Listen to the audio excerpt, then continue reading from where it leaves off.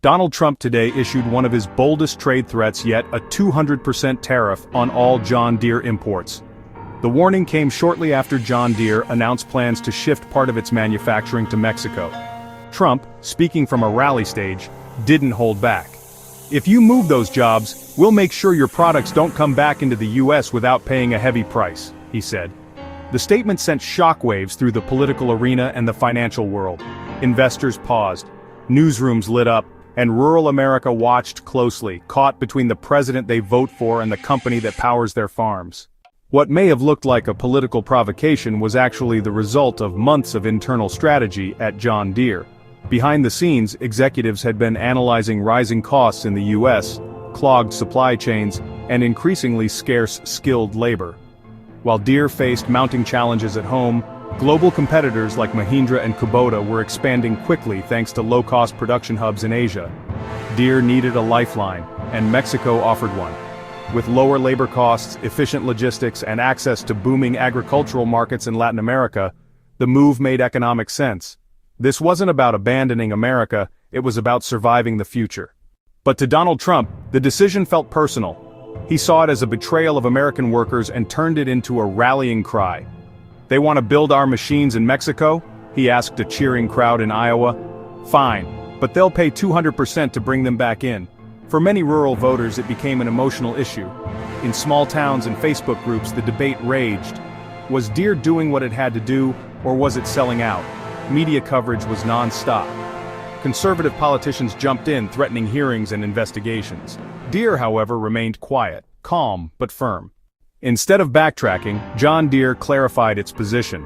Only about 5% of its North American production would be affected by the Mexico expansion.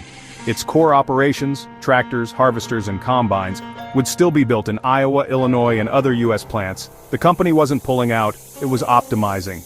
Analysts on Wall Street seemed to agree. After a brief dip, Deere's stock rebounded. Financial experts from Bloomberg and Goldman Sachs praised the move as both forward-looking and necessary. The agricultural sector is shifting, they said. Production must follow demand, and demand is exploding in places like Brazil, Argentina, and Colombia. The Deere situation quickly became a bellwether for the corporate world. Other manufacturers watched closely. If Deere gave in to political pressure, it could set a dangerous precedent. But if it held the line, it could signal a new normal, where business decisions are made based on long-term strategy, not short-term politics. As the tension grew, Deere's response remained the same: calm, quiet confidence. They continued to press forward with their $55 million investment in Mexico, aimed at building mid-frame skid steer loaders and compact track loaders for small and mid-size farms. At the same time, Deere wasn't just thinking about where to build, but what to build. The company is investing heavily in automation and artificial intelligence. Its self-driving tractors are already plowing American fields. Software now manages entire farms from a single tablet. Drones monitor pests. Sprayers operate with centimeter-level precision. Data flows in real time from soil to screen. These aren't dreams of the future, they're tools in use today. And most importantly, these machines don't care where they're built.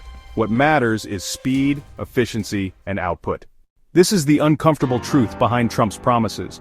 Bringing jobs back sounds good on stage, but in today's manufacturing world, it's not realistic.